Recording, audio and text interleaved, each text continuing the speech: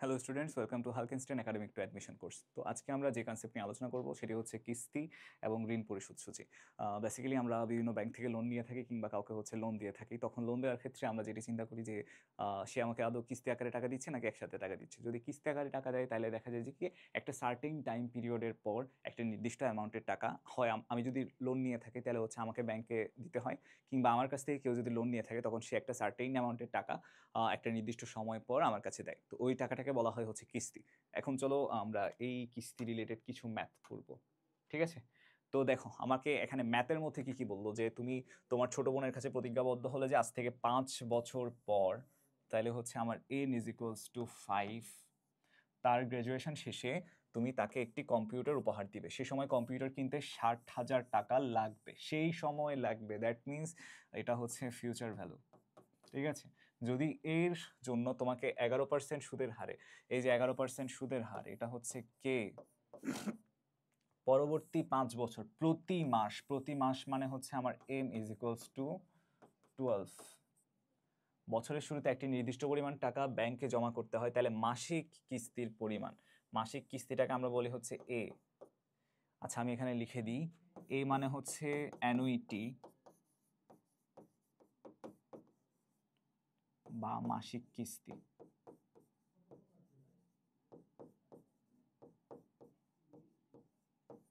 ওকে, F V future value, M মানে কখন আমি টাকাটা রাখছি বা কিস্তির যে সময় বা কিস্তির যে পরিমাণ সেটি নর্মালি এম বোঝাই। ওকে, সো আমার এখানে কি কি ডাটা দেওয়া আছে? ডাটা দেওয়া আছে দেখি আমি এখানের মধ্যে এন সমান 5, তারপর এম সমান 12, তারপর সুদের হার কে সমান 11%, মানে 0.11। তারপর আর কি, অ্যানুইটি তো বের করতে হবে। ফিউচার ভ্যালু দেওয়া আছে, ফিউচার ভ্যালু সমান আমার কত? ফিউচার ভ্যালু দেওয়া আছে 60,000 টাকা, 60,000 টাকা। তারপর আমার কি দেওয়া আছে? বাকি সব তো দেওয়াই আছে। অ্যানুইটিটা আমার বের করতে হবে, এ সমান কি? তাহলে আমার যেটা করতে হবে, ফর্মুলা আমরা সবাই দেখতেই পাচ্ছি এখানে, এটাই ফর্মুলা, ঠিক আছে? এই ফর্মুলার মধ্যে আমাকে জাস্ট মানগুলো বসিয়ে আমার ক্যালকুলেশন করতে হবে। এখানে মান যদি আমি বসাই তাহলে ফিউচার ভ্যালুর মান 60,000 টাকা প্লাস অ্যানুইটিটা, সরি, সমান এ। তারপর এখানের মধ্যে কি কি আসে? এক যোগ K divided by M. K মানে আমার কত? 0.11 ডিভাইডেড বাই এম মানে 12। তারপর এন ইন্টু এম, এন মানে কত আমার? 5, আর M 12 divided by K divided by M. K মানে 0.11 ডিভাইডেড বাই এম যদি করি, এম সমান 12, ঠিক আছে? এখন এটাকে আমি ক্লোজ করলাম, অ্যান্ড দেন আবার যদি করি, এখানে 1 যোগ কে ডিভাইডেড বাই এম মানে 0.11 ডিভাইডেড বাই 12। এখন দেখো, সেম ফর্মুলা আমার কাছে দেওয়া আছে। এখন ফর্মুলার মধ্যে আমি জাস্ট মানগুলো বসিয়ে দিয়েছি, মানগুলো সব আমার প্রশ্নের মধ্যে দেওয়া আছে। ফিউচার ভ্যালুর মান দেওয়া আছে তোমার কাছে, তারপর তোমার কাছে সুদের হারের মান দেওয়া আছে 11% সুদের হার, তারপর বললো যে প্রতি মাসে কিস্তি দিবে, তার মানে এম সমান কত? 12। তারপর কি দেওয়া আছে আমার এখানে? সরি, রেট দেওয়া আছে, তারপর এন দেওয়া আছে, এম দেওয়া আছে, আচ্ছা সবই দেওয়া আছে। জাস্ট আমাকে বের করতে হবে অ্যানুইটি। অ্যানুইটি মানে আমার কিস্তির পরিমাণটা কত, বা মাসে মাসে যে আমি কিস্তি দিচ্ছি সেই কিস্তির টাকাটা কত হবে। তো জাস্ট আমি ফর্মুলার মধ্যে মানগুলো বসালাম। এখন এখানের মধ্যে ক্যালকুলেশন করে জাস্ট এটাকে তখন আমি এই পাশে নিয়ে আসবো এবং এটাকে আমি এদিকে নিয়ে যাব। এদিকে নিয়ে গিয়ে যে মানটা আসে সেটি আমার অ্যানুইটির মান। এই যে দেখো, এখানের মধ্যে ভবিষ্যৎ মূল্য দেওয়া আছে, তারপর চক্রবৃদ্ধি সুদের হার দেওয়া আছে, বছরের সংখ্যা এন সমান 5 বছর দেওয়া আছে, বছরের চক্রবৃদ্ধির সংখ্যা এম সমান 12, কারণ প্রতি মাসে দিবে। তারপর কিস্তির টাকার পরিমাণ, এটাকে বলা হয় অ্যানুইটি। তাহলে অ্যানুইটি সমান কত সেটিও আমাকে বের করতে হবে। ওকে, তো আমরা যদি ম্যাথে যাই, সেম ভাবে আমার ফিউচার ভ্যালুর মানের জায়গায় 60,000 বসালো, অ্যানুইটিটা খালি রাখলো, বাকি সবগুলা ভ্যালু বসাই দিল, অ্যান্ড দেন যেটা করলো সেটা এই এটাকে আমার বাম পাশে নিয়ে আসতে হবে। এটাকে বাম পাশে আনার পর, যেমন আমরা যদি এখানে দেখি, ম্যাথটা যদি দেখি, যে এ ইজ ইকুয়ালস টু কত আসছে লাস্টলি? 60,000 ডিভাইডেড বাই 8,000, সরি 80.241, ঠিক আছে? তার মানে এই যে টোটাল ভ্যালু বা এই যে টোটাল পোর্শন, এই পোর্শনটার মান কত আসছে? 80.241। এখানের মধ্যে কি কি আছে আমার? কে কে মানে হচ্ছে সুদের হার আছে, সুদের হার কত পার্সেন্ট? 11%। এম এম মানে হচ্ছে কিস্তির পরিমাণ বার্ষিক, সেটা হচ্ছে 12, যেহেতু আমি প্রত্যেক মাসে দিচ্ছি। তারপর হচ্ছে আর কি আছে, বাকি সব তোই দেওয়াই আছে। তো এটা যদি আমি ক্যালকুলেশন করি তাহলে এটার মান কত আসে? এন এন মানে হচ্ছে বছর, বছর মানে হচ্ছে 5 বছর দেওয়া আছে। এর যে ক্যালকুলেশন করি তাহলে আমার মান আসে হচ্ছে এটা। এখন এটা হচ্ছে এর সাথে গুণাকারে আছে, সমান হচ্ছে আমার 60,000 দেওয়া আছে। ঠিক আছে, তাহলে আমি যদি বের করতে চাই, জাস্ট এই জিনিসটাকে আমার 60,000-এর নিচে নিয়ে আসতে হচ্ছে, তাহলে হচ্ছে আমার এটা চলে আসবে। মানে হচ্ছে অ্যানুইটি, দ্যাট মিনস আমার প্রত্যেক মাসে আমি যে পরিমাণ কিস্তিটা দিচ্ছি সেই কিস্তির পরিমাণটা। ওকে, সো এটাই জাস্ট আমার এখানে আসলো। তাহলে আমার মাসিক কিস্তির পরিমাণটা কত দাঁড়ালো? 747.72 টাকা। ঠিক আছে, এরপর আমরা অন্য একটা ম্যাথ দেখি। এখানে আমাকে বলছে যে জনাব মামুন 14% সুদে 15,000 টাকা ঋণ গ্রহণ করেছিলেন, যা পরবর্তীতে 3 বছরে পরিশোধ করা হয়। ঠিক আছে, ঋণ গ্রহণ কত করেছিল? 15,000 টাকা। কত বছরে পরিশোধ করা হলো? 3 বছরে। এখন দেখো কিস্তির ঋণকে সমান 3 ভাগে ভাগ করা হয়েছিল। এখন কি কি ভাগে? প্রথমে হচ্ছে বার্ষিক ঋণের কিস্তির পরিমাণ নির্ণয় করতে হবে, তারপর হচ্ছে আমাকে ঋণ পরিশোধ সূচি তৈরি করতে হবে। চলো আমরা কিভাবে করতে হয় দেখি। ঠিক সেম ভাবে আমার এখানে যা যা ডাটা দেওয়া আছে, প্রথমে হচ্ছে আমার কি কি দেওয়া আছে? প্রেজেন্ট ভ্যালু দেওয়া আছে না? এই যে প্রেজেন্ট ভ্যালু দেওয়া আছে না আমার এখানে? পিভি, সুদের হার, এটা হচ্ছে কে কে সমান তাহলে কত? 14%। 14% মানে হচ্ছে 0.14। পিভি সমান কত? পিভি সমান হচ্ছে 15,000। তারপর হচ্ছে আমার কত বছরে পরিশোধ করছে? এন সমান হচ্ছে 3।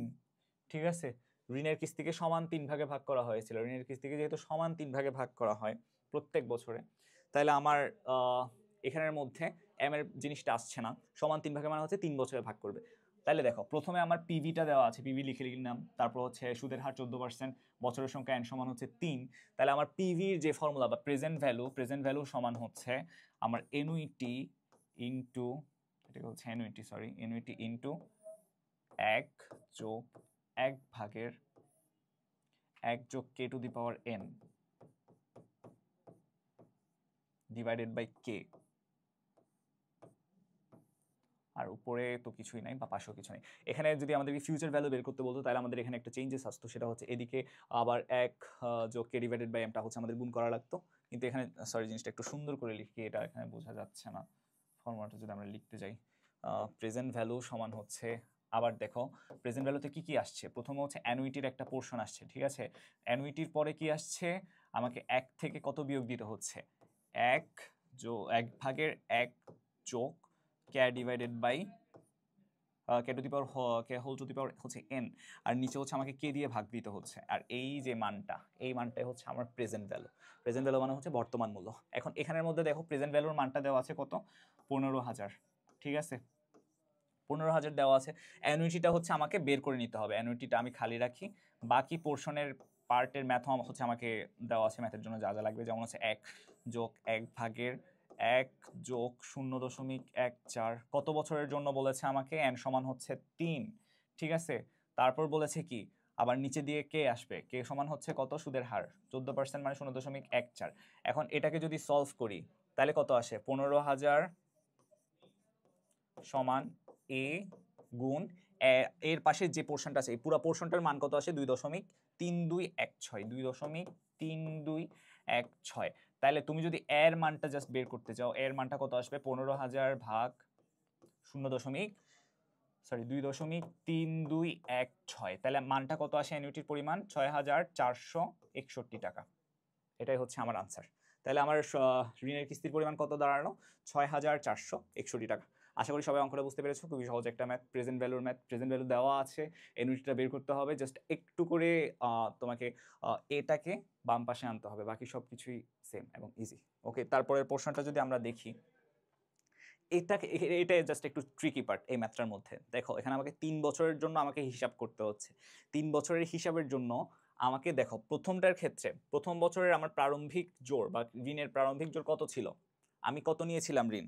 কোয়েশ্চেনে দেখো 15,000 টাকা আমি ঋণ নিয়েছিলাম। ঠিক আছে, আমি প্রথমে একটা ছক করব, ছকের মধ্যে হচ্ছে আমার 1 2 3 4 5 6টা, টোটাল 6টা কলাম হবে।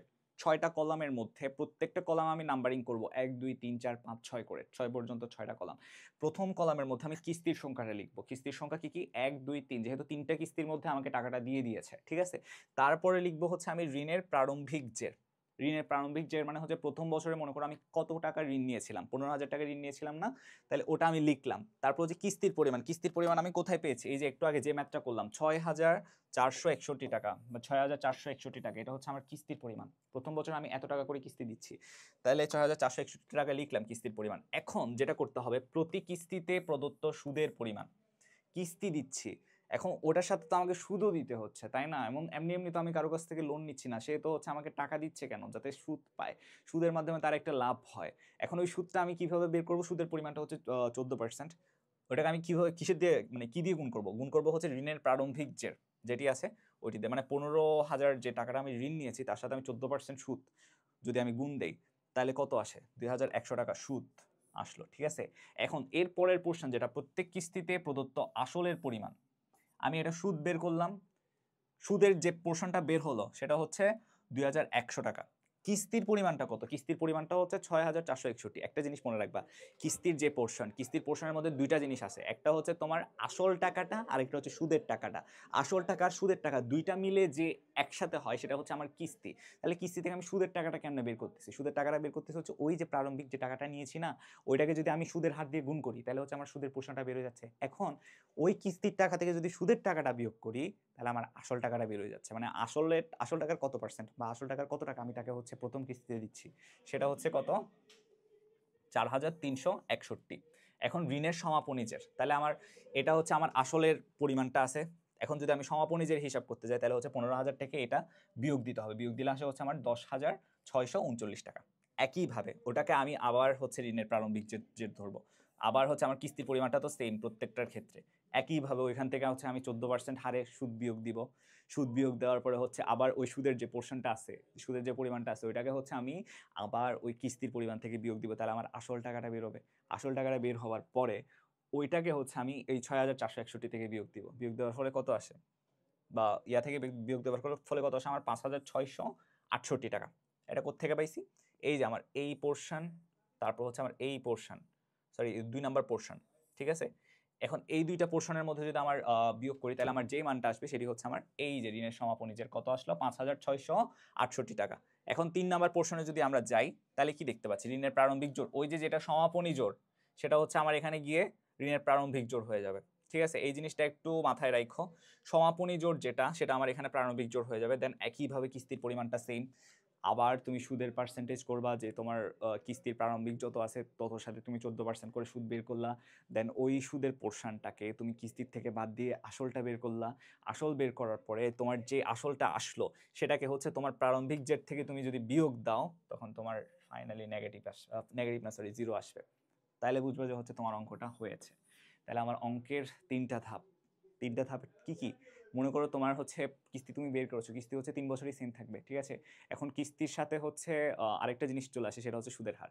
সুদের হারটাকে তুমি কত দিয়ে গুণ করবা, প্রারম্ভিক তুমি যে টাকাটা ওনার কাছ থেকে নিয়েছো ওইটা দিয়ে হচ্ছে তুমি সুদের হারটাকে গুণ করবা, গুণ করলে হচ্ছে তোমার কি আসে, সুদের পরিমাণটা চলে আসে।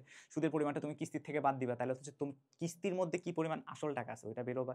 তারপর হচ্ছে ওই যে প্রারম্ভিক টাকাটা 15,000 টাকা নিয়েছিলা ওইখান থেকে হচ্ছে তোমার কিস্তির যে আসল টাকা সেটা হচ্ছে তুমি বাদ দিবা, বাদ দিলে হচ্ছে তোমার সমাপনীটা আসবে। এভাবে আবার কন্টিনিউয়াসলি এখান থেকে এটা তখন হচ্ছে আবার এখানে চলে আসবে, সরি এটা তখন হচ্ছে তোমার এই জায়গায় চলে আসবে, তারপর হচ্ছে এইটা আবার এইটা চলে আসবে হচ্ছে আমার এই জায়গায়, বুঝছো? এইভাবেই জাস্ট এটা চলতে থাকবে, যদি 4 বছর 5 বছর হয় ঠিক সেম ওয়েতে চলতে থাকবে। এই জিনিসটা জাস্ট আমাকে তালিকা সূচি করতে বলেছে, তালিকা সূচি হচ্ছে এটাই। আশা করি সবাই বুঝতে পেরেছো। তো আমাদের ক্লাস আজকে এই পর্যন্তই ছিল, ধন্যবাদ সবাইকে।